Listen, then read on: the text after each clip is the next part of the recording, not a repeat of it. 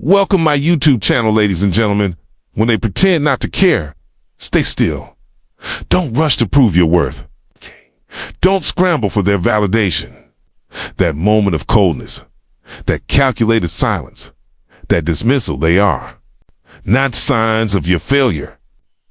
They are signs that life is revealing the truth. And the truth is attention is cheap, but respect is earned in silence. You were not made to beg. You were not shaped by the universe to chase shadows. You are not a puppet on the strings of another's mood. Stand tall in their indifference, for the one who remains unmoved is the one who controls the energy in the room. Their silence might feel like rejection, but to a Stoic, it is training. It is sharpening. It is sculpting you into something far more powerful than they ever expected. Let them pretend. Let them play indifferent. Your strength is not in how loud you respond, but in how calmly you don't. That calmness is your kingdom. It is where you retreat, not to escape, but to evolve. People are drawn to what they cannot control. In the moment you no longer react, you become the mystery they can't decode. You see, power isn't in words, it's in presence. When you stop explaining yourself, when you stop reacting, when you stop dancing to the rhythm of someone else's emotional neglect, you build gravity. A presence so deep, they feel it in your silence. While they pretend not to care, you build, you train, you elevate. You apply habits that cultivate depth. You journal when others gossip. You work when others wallow. You meditate when others manipulate. Most people crave control. But you seek command of your mind, your emotions, your path. When others withdraw their attention as a weapon, don't pick up the fight. Let them walk. Let them wonder. The Stoic does not chase. The Stoic does not prove. The Stoic refines. And in your refinement, something divine happens. You stop seeking closure. You stop asking why. You stop needing responses. Because you realize your journey doesn't require a witness. It requires will. It doesn't need an audience. It needs action. The habits you build in silence will echo louder than the praise you once craved. Stay strong, not for them, but for the man you are becoming. The world may pretend not to care, but life is always watching. The universe rewards those who do not fold when ignored, but forge themselves into fire. Be that fire. When one is met with indifference, the average man recoils. He interprets silence as rejection, absence as abandonment, and the withdrawal of attention as failure. But the wise man does not move outward in haste. He turns inward. For what appears to be the loss of another's care is only a mirror reflecting where one has yet to care for himself. The coldness of others is not a verdict on your value. It is a test. It's a sacred whisper, asking if you have made your approval dependent on the nod of another. If you pass this test, life bends. All appearances, all forms of emotional neglect and silence from another are outer shadows of your inner state. They are not punishments. They are permissions granted by your own invisible beliefs. Weave. If you accept that someone else's treatment of you defines your worth, then you hand them the pen that writes your story. But when you choose to remain still, to anchor yourself in the knowing of who you are, regardless of who applauds or vanishes, you reclaim the pen. You write in faith, not reaction. Indifference is often mistaken for malice, but it is emptiness wearing a mask. The moment you no longer chase to fill that emptiness, you rise above it. You see, no one can pretend not to care unless you first expect them to. Expectation is the root of suffering, and in your expectation of loyalty, consistency, or attention, you place your soul on unstable ground. The man who anchors himself in the unseen truth of his being will not flinch at the shifting tides of another's mood. He walks on still waters. True power lies in interpretation, not in what they did, but in what you assume it means. If you interpret their silence as a sign that you are lacking, then you are declaring lack to your subconscious, and the world will comply. But if you interpret it as space, sacred space to expand, to purify your mind, to withdraw your spirit from dependency, then you rise with invisible strength. It is not what they do that shapes you. It is what you accept in imagination is true. There are those who will withhold affection as a tactic, thinking they hold dominion over your worth. But the awakened man sees through this illusion. He does not chase. He does not complain. He simply turns inward and imagines differently. For he knows that the cause of all experience is internal. The behavior of others may be an echo, but the origin was always in you. To change the echo, change the sound you send out. Not in words, but in feeling. In assumption, what happens when they pretend not to care is not a tragedy, is a gift. A divine invitation to drop the illusion that you ever needed them to prove your significance. Do you not see? It is in this very void, this cold space they leave behind, that your consciousness finds its wings. The self longs to expand beyond the bounds of conditional love and fleeting approval. And nothing reveals its eternal nature faster than being. Forgotten only to remember yourself. One cannot move mountains while begging for breadcrumbs. And emotional validation, when begged for it, becomes the very chain that binds the soul to fear. When they pretend not to care, be still. Withdraw into the sanctuary of your own awareness.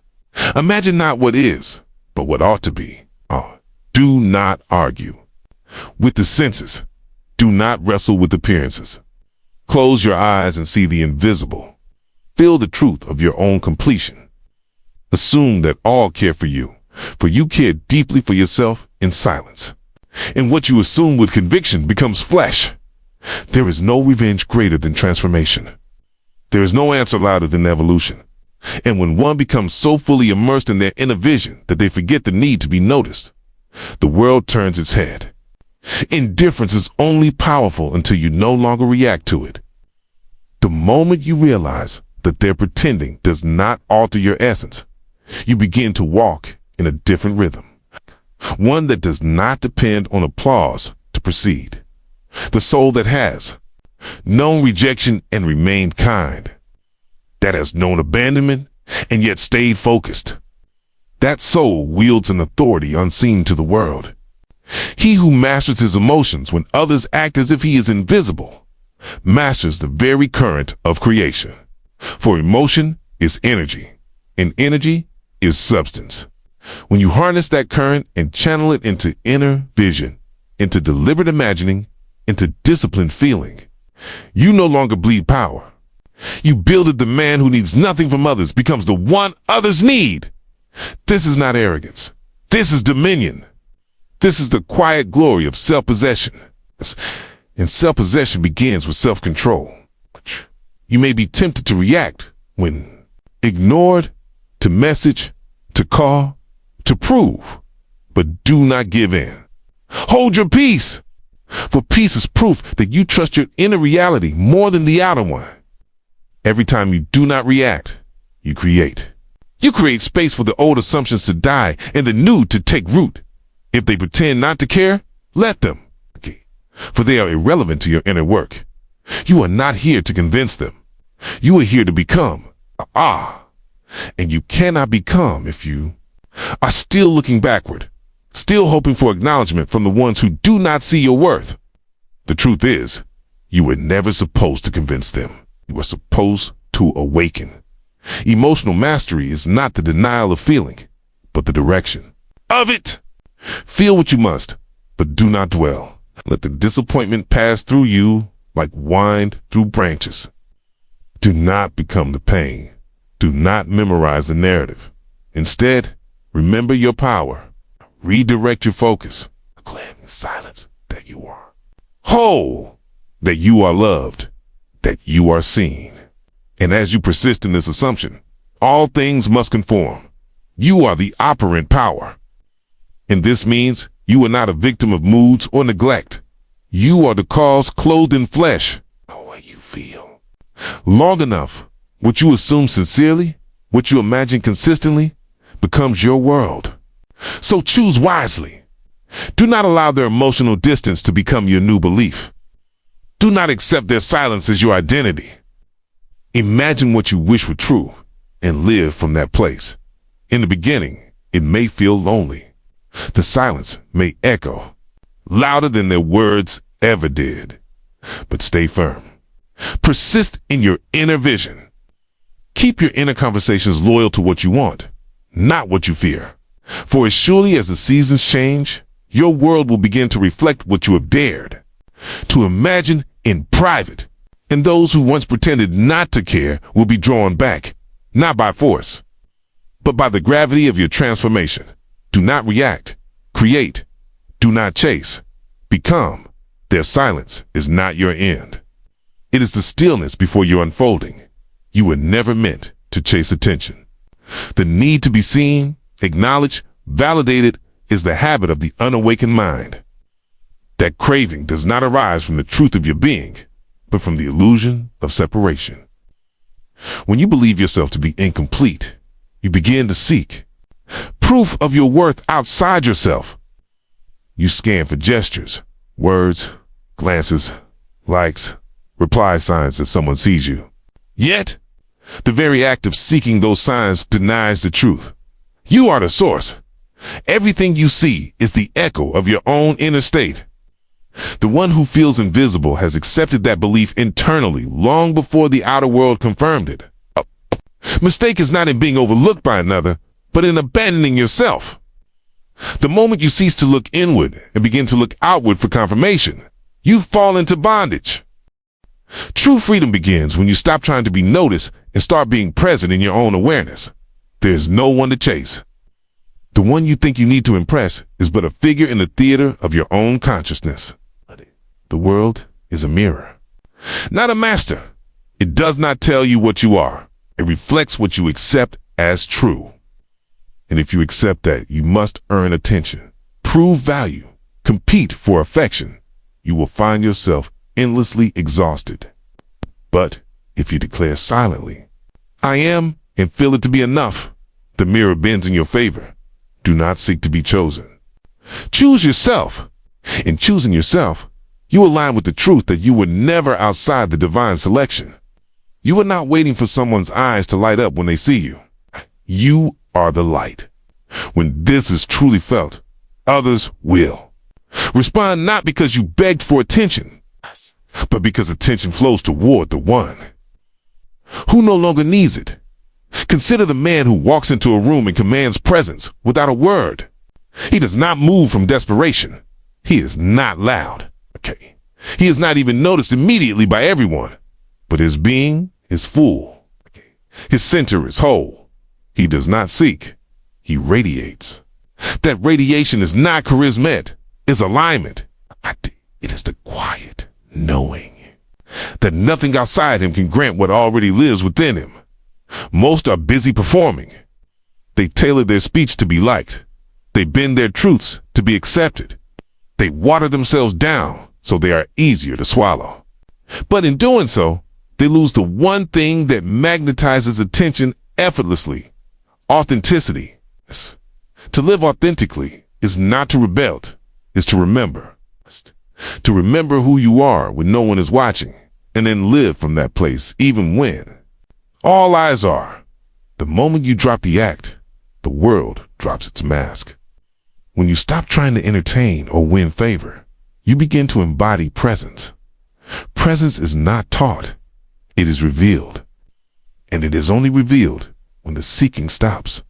It rises. When you sit in your being unbothered by absence, unshaken by applause. Those who chase attention run forever. Those who become attention need only to stand still. There is a sacred habit greater than ambition. It is the habit of silence. Not the silence of oppression, but the silence of mastery. The ability to hold your peace when the world pulls at your emotions.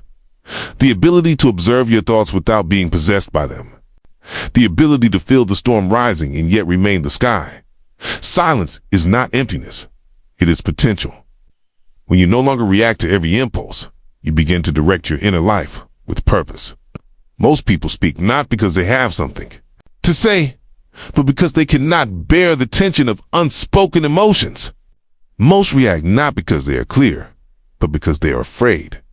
But the one who practices silence learns to contain energy. And what is contained becomes focused. And what is focused becomes powerful. To hold silence in moments of conflict is to command yourself, not in weakness, but in sovereignty. You are not ignoring the problem. You are choosing to create from a higher plane. The need to always respond, always explain, always be understood. These are the chains of the ego. But when you no longer need to be understood to feel certain, you have entered a realm of true discipline. The Stoics spoke of this.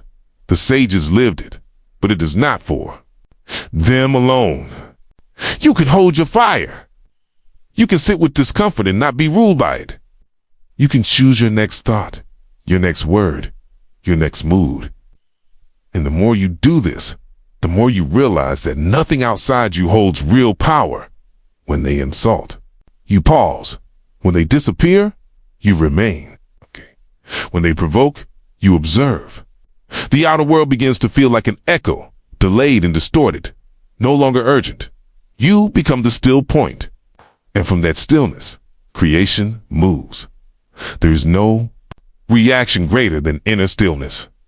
It confuses those who expect chaos. It disarms those who aim to provoke. It awakens the curious. But most importantly, it preserves your energy. And preserved energy is creative fuel. Use it wisely. Redirect it not into fantasies of revenge or elaborate comebacks, but into vision. See yourself as you wish to be. And hold that image unshaken. Silence, when chosen, becomes sacred. It becomes the womb of transformation. It is in that space that assumptions are born. Assumptions become beliefs. Beliefs become patterns. And patterns shape reality. So every moment you resist reacting, you are not suppressing, you are sculpting. You are forming the next version of yourself in the quiet fires of self-command. When one begins to live this way, the world begins to change. Not because the world itself is different, but because the lens through which you view it has been purified. So what once disturbed you now becomes data. What once consumed you now becomes a choice. What once defined you now dissolves. Do not be afraid of their silence. Do not be disturbed by their games. Your strength is not in your reaction. It is in your refusal to let the outer dictate the inner. You are not here to prove you're calm. You are here to live it. And if you're misunderstood in your stillness, let it be. If they mock your silence, let it echo. You are not performing for them. You are aligning with a higher law. The law that governs creation, not reaction. Remember this, the loudest one is not the strongest. The one who cannot bear silence is the one who lacks control. But the man who can sit in stillness while others demand noise has already won the unseen war. What you become in silence, you reveal in power. So speak when moved by clarity. Act when led by vision. React only when it is conscious, never when it is compulsive. This is not about detachment. It is about dominion. The mastery of your own energy. The quiet knowing that attention may come and go, but presence is eternal. And when the world forgets you, you will remember yourself. In that memory, you will find the only voice that truly matters. The one within. To detach is not to abandon. It is to return. Return to the center from which all things flow. The one who clings does not create. The one who begs does not command. When a man is possessed by the need to hold on, he is not ruling his world, he is ruled by it. Yet detachment is not coldness. It is clarity. It is the spiritual distance that allows the soul to see rightly. To detach is to no longer mistake. The reflection for the source, what most call love is not love, it is fear dressed in desire. It is need wearing the mask of devotion. And so long as one needs another for peace, for confirmation, for identity, he has not yet returned to himself. The moment you depend upon another for inner security, you make them a god and yourself a shadow. But the divine design was never to give your power a weight, was to discover that the one you seek is seeking from you. To detach is to take your eyes off the outer picture and place them upon the invisible substance of belief. It is not ignoring life. It is mastering it. When you withdraw from grasping, when you no longer chase, the illusion of separation begins to dissolve.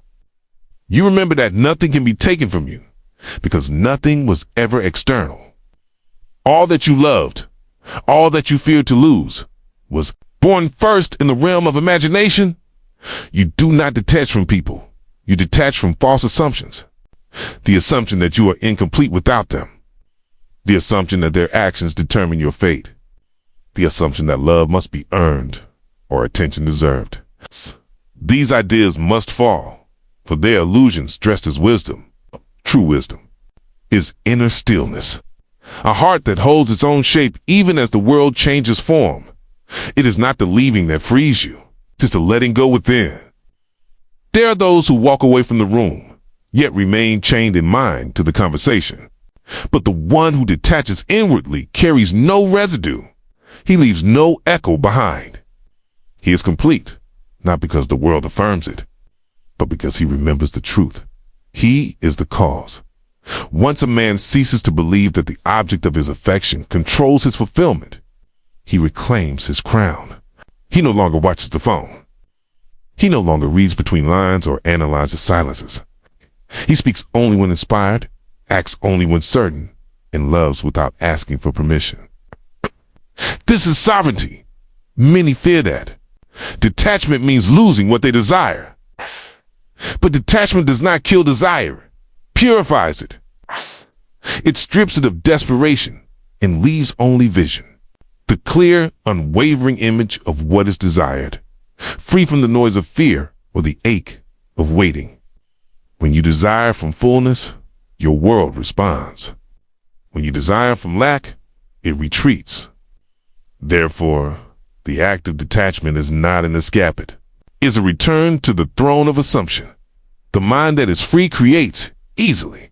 It moves without friction. It decides, assumes, feels, and knows. It does not ask, how will this happen?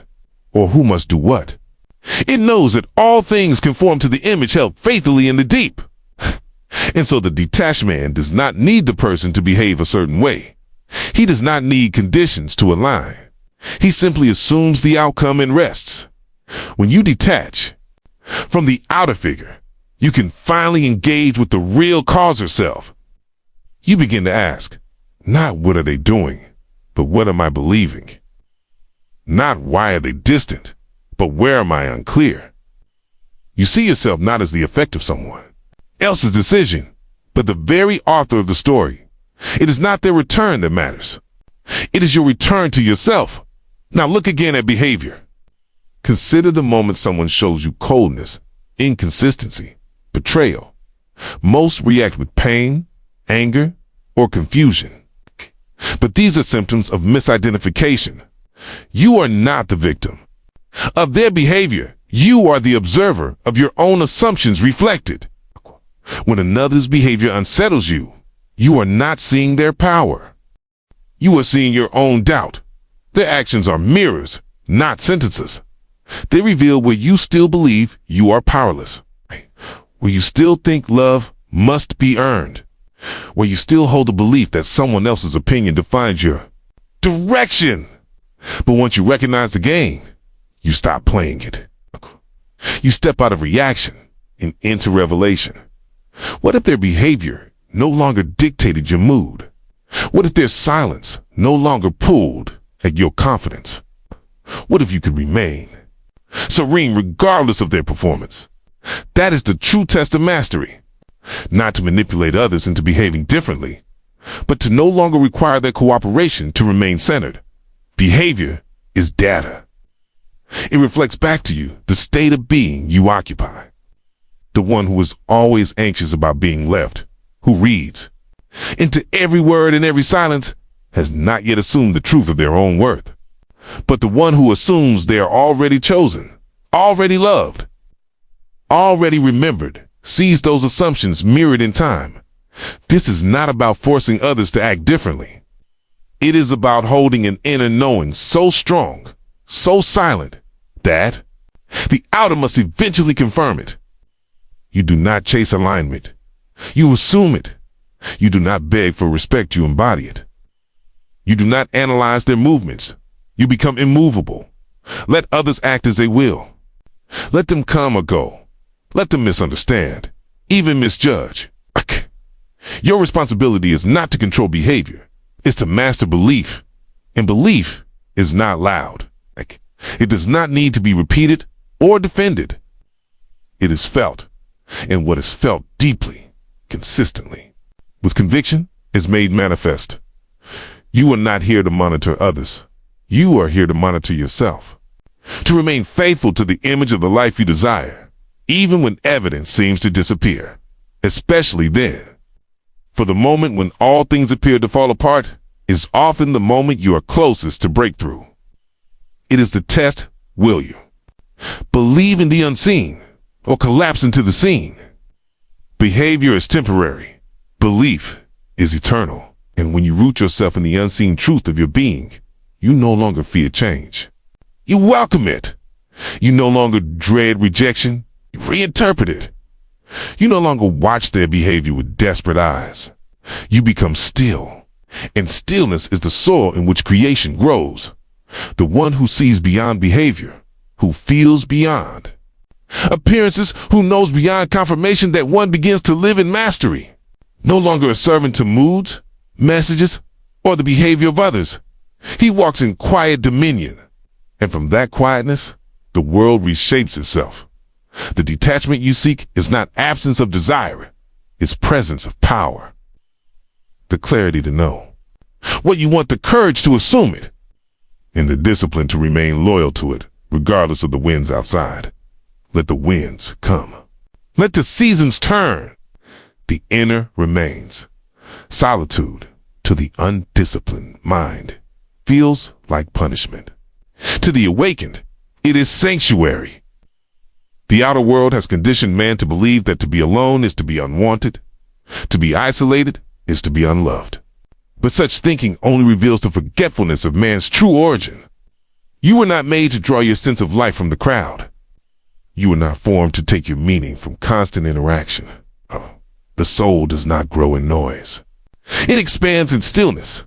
It is when all distractions fall away that the real work begins.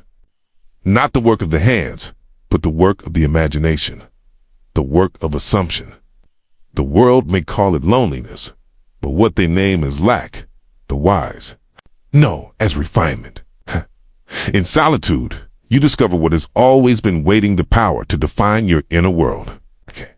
Without needing the world to agree, every great transformation begins in isolation. Not the kind of isolation that leads to despair, but the sacred kind that removes all external interference so the inner voice may rise without distortion.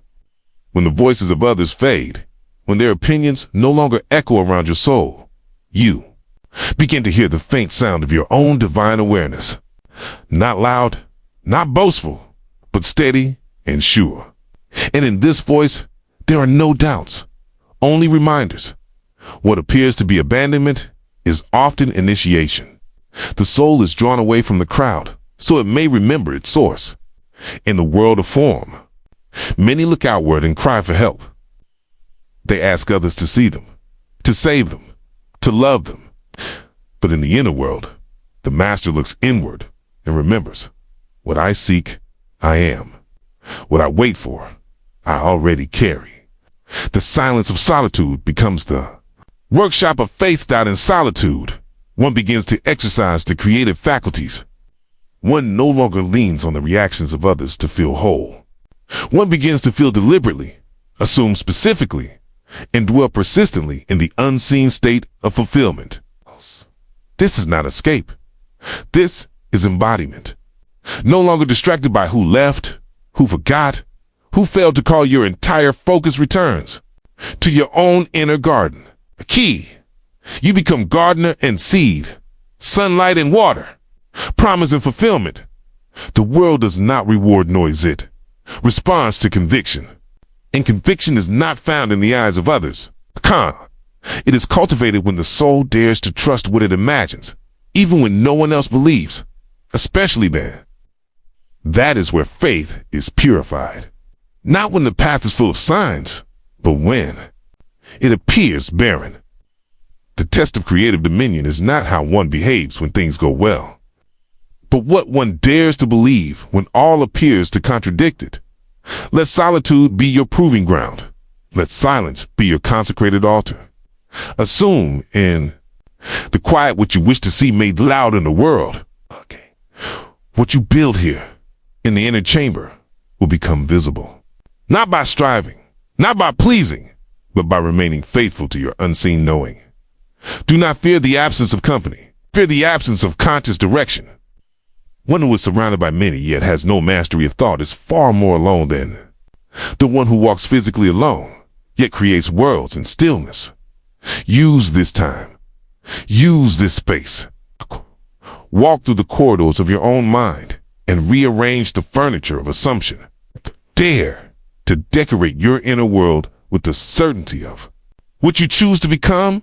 There is no applause in solitude, no encouragement, no approval, and that is its gift. For what is created in that place is created from purity, not performance. You no longer imagine for validation. You imagine because it is law. You no longer visualize to impress another.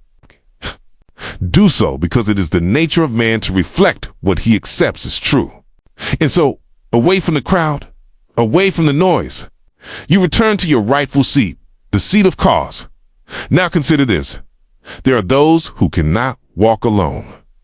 Not because they are unloved, but because they have forgotten the source of love. They wander through relationships, through social circles, through endless distractions, avoiding the very place where transformation happens in the silence of their own being. But one who has tasted the depth of self can walk into any room and bring presence without needing permission. The soul refined in solitude does not chase attention.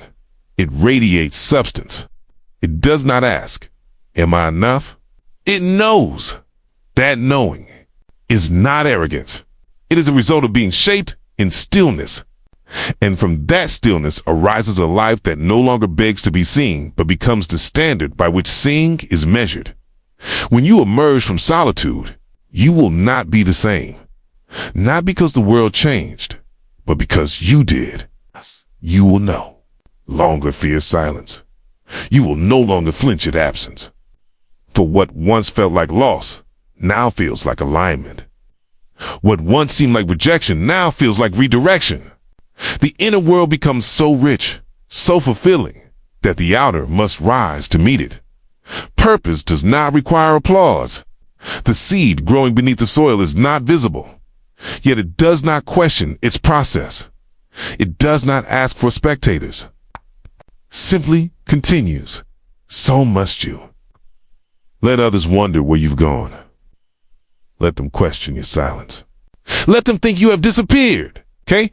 They cannot see what is forming, but you can feel it. The roots are deepening. Soil is rich. Something eternal is taking shape. You do not announce transformation. You live it. You do not request confirmation. You become it. The man who trusts his vision more than his visibility begins to build in ways the world cannot understand. He moves from the unseen. He speaks with clarity. He acts with peace. Not because he has been praised, but because he has been prepared. The outer world celebrates results, but the inner world honors process. While others seek to display, you seek to become, while others ask for likes and comments. You stand in quiet knowing. You know that what is unseen today becomes the new reality tomorrow. Not because you begged for it, it's because you assumed it into being. And so, you live as if already chosen, to walk as if already crowned. You speak as if already heard, not because the world told you so, but because in solitude, you remembered. What? You remembered that your word is law. that your assumption is substance, that your belief is blueprint. When the time comes, you will emerge, not louder, but clearer. Not more visible, but more radiant. Those who once ignored will notice, not because you shouted, but because you aligned. What they once overlooked, they will begin to feel. The weight of your silence, the power of your peace, the authority of your presence. You do not need to prove anything. You only need to remember. And in remembering, all things begin to return. Not because you needed them, but because you no longer did.